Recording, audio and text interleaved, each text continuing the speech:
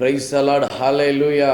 ప్రభువైన యేసుక్రీస్తు నామమున మీకందరికీ వందనాలు, శుభములు. ప్రియమైన బిడ్డలారా, దేవుడు గడిచిన సంవత్సరం అంతా తన రెక్కల కింద మనలందరినీ దాచి కాపాడుతూ వచ్చి ఉన్నాడు. మరొక శ్రేష్టమైనటువంటి నూతన సంవత్సరంలోనికి అడుగు పెడుతున్న మనమందరినీ దేవుడు సంవత్సరాది మొదలుకొని సంవత్సరాంతం వరకు యెహోవా గొప్పగా తన బిడ్డలను దీవించునుగాక. ఆమేన్. ఈ ఉదయకాలం మందు, ఈ శుభవేళ సమయాన దేవుని వాక్కును మనం ఆలోచన చేద్దాం. అన్నిటికంటే ముఖ్యముగా ఈ ఉదయకాలం మందు ఒక నూతనమైన ఆలోచనతో, నూతనమైన తలంపులతో నీ జీవితాన్ని ప్రారంభము చేయి. గడిచిన కాలంలో ఏవైతే నువ్వు సాధించలేకపోయావో, ఏవైతే ప్రభు దగ్గర మేలు పొందుకోలేకపోయావో, తిరిగి వాటిని సంపాదించుకునేలాగిన ప్రభునందు విశ్వాసం ఉంచి వాటి కొరకు ప్రయాసపడు. ప్రియమైన బిడ్డ, తప్పకుండా నీ ప్రయాసమును దేవుడు ఆశీర్వదించేవాడిగా ఉంటున్నాడు. ఈరోజు దేవుని వాగ్దానం మనం ఆలోచన చేద్దాము. యెషయా గ్రంథము 40వ అధ్యాయము 31 గల వచనం. నూతన బలమును పొందెదరు. ప్రియమైన బిడ్డలారా, దేవాది దేవుడు ఈ ఉదయకాలమందు తన బిడ్డలకు బలము అనుగ్రహించేవాడిగా ఉన్నాడు. ఈ లోకంలో చాలామంది వారి వారి బలమును బట్టి మాట్లాడుతూ ఉంటారు. కొందరు కండబలాన్ని చూసుకొని, ఇదిగో నా శరీర సౌందర్యమైనటువంటి ఈ బలం చూసావా, నన్ను ఎవరు కొట్టలేరు, ఎవరు తాకలేరని, ఇదిగో ఆనాడు గొలియాత్ ఏ రీతిగా ఇజ్రాయెల్ ప్రజల మీద తిరగబెడుతూ, ఇదిగో 40 దినములు ఏ రీతిగా అన్యాయముగా దూషిస్తూ వచ్చాడో, ఆ రీతిగా చాలామంది వారి శరీర యొక్క బలమును బట్టి వారు అతిశయపడతా ఉంటారు. ఎంతోమంది మహానుభావులే వారి బలాన్ని పోగొట్టుకొని వృద్ధాప్య స్థితిలో ఈరోజు మన కంటి ముందు కనబడుతున్నారు. శరీర సంబంధమైన బలము నీ జీవితాన్ని ఎప్పుడు కూడా ఆశీర్వదకరంగా మార్చదు. ప్రియమైన బిడ్డలారా, ఒకవేళ రాజకీయ బలముగా నువ్వు అనుకుంటున్నావేమో, పదవి ఉన్నంత వరకే నీ బలము, నీ పేరు, నీ ప్రఖ్యాత. ఎప్పుడైతే నీ పదవి పోతుందో, ఎప్పుడైతే నువ్వు చేసేటువంటి చెడు క్రియలు పెరిగిపోతాయో, అప్పుడు నీ బలము, నీ పలుకుబడి ఎందుకు ఉపయోగపడదు. ఒకవేళ నువ్వు అనుకుంటున్నావేమో, నేను బహుశా చాలా గొప్ప ఉద్యోగస్తుడిని, ఉద్యోగస్తురాల్ని, నాకున్న ఆస్తి, నాకున్న అంతస్తు, నాకున్నటువంటి పొలము, వీటన్నిటిని బట్టి, నాకున్నటువంటి డబ్బు బలాన్ని బట్టి నేను ఏదైనా చేయగలనేటువంటి ఆలోచనతో ఉన్నావేమో.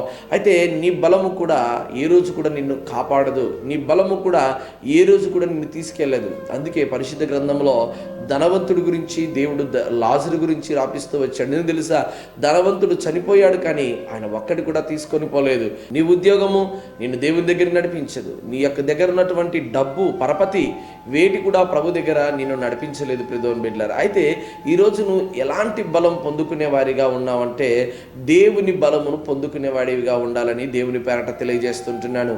చూడండి, పరిశుద్ధ గ్రంథంలో 1 సమూయేలు గ్రంథము 2వ అధ్యాయము మొదటి మాటలో ఒక మాట కనబడుతుంది. యెహోవా యందు నాకు మహాబలము కలిగెను. అవునండి, దేవాది దేవుడు మహాబలము అనుగ్రహించేవాడిగా ఉంటున్నాడు. ఎందుకంటే మన దేవుడు మహాదేవుడు గనుక, మహాబలము కలిగిన వాడు గనుక దేవుడు తన బిడ్డలకు మహాబలము అనుగ్రహించేవాడిగా ఉన్నాడు. ఈ ఉదయకాలం మందు బలహీనముగా ఉన్నవేమో, శక్తిహీనులకు బలాభివృద్ధిని కలగచేయువాడు ఆయనే అనేటువంటి వాక్యము కనబడతా ఉంది. చూడండి, గ్రంథం 29వ అధ్యాయము 11 గల చరణంలో ఏమని రాయబడి, యెహోవా తన ప్రజలకు బలము అనుగ్రహించును అనేటువంటి మాట కనబడతా ఉంది. దేవుడు తన ప్రజలకు బలము ఇచ్చేవాడిగా ఉన్నాడు, కానీ బలహీనుడిగా చేయడండి. మహాబలము కలిగినటువంటి శాంసన్ ఇదిగో తన బలమును పట్టుకొని సింహాన్ని, గొర్రెపిల్లను చీల్చినట్టుగా చీల్చగలిగినటువంటి వాడిగా ఉన్నాడు. ఇదిగో ఫిలిష్తీయులను 1000 మందిని చిత్తుగా కొట్టినటువంటి వాడిగా ఉన్నాడు. నక్కల తోకలు ముడిపెట్టి ఇదిగో వాటిని పరుగున పరిగించినటువంటి వాడిగా ఉన్నాడు. అయితే ఆయన బలం చివరి దిశలోకి వచ్చేసరికి బలహీనతగా మార్చబడింది. ఈరోజు నీ బలం బలహీనతగా మార్చబడకుండా చూసుకో. అయితే అపోస్తుడైన పౌలు గారు అంటారు, నేను ఎప్పుడు బలవంతుడనో అప్పుడు బలహీనుడనో, నేను ఎప్పుడు బలహీనుడనో అప్పుడే బలవంతుడని. కాబట్టి ప్రియమైన బిడ్డలారా, ఆ రోజు పోగొట్టుకున్నటువంటి సంసోన్ తన బలము కొరకు దేవుని దగ్గర అడిగాడు, ప్రభువా నాకు బలం అనుగ్రహించు, తిరిగి నేను పొందుకొని నీ పనిలో సాగిపోయే ధన్యత నాకు దయచేయి ప్రభువా అని ప్రభు దగ్గర వేడుకున్నప్పుడు దేవుడు సంసోనుకు మరొక అవకాశం ఇచ్చి తన బలం అనుగ్రహిస్తూ వచ్చాడు. ఈరోజు నీవు కూడా బలమును పోగొట్టుకొని, దేవుని యొక్క బలాన్ని పోగొట్టుకొని, లోక సంబంధమైన ఇదిగో రాజకీయమైన బలమా, ఉద్యోగపరమైనటువంటి బలమా, ఆస్తిపరమైనటువంటి బలమా, బంధువర్గ యొక్క బలము, వాటిని చూసుకొని అతిశయపడుతున్నాయేమో.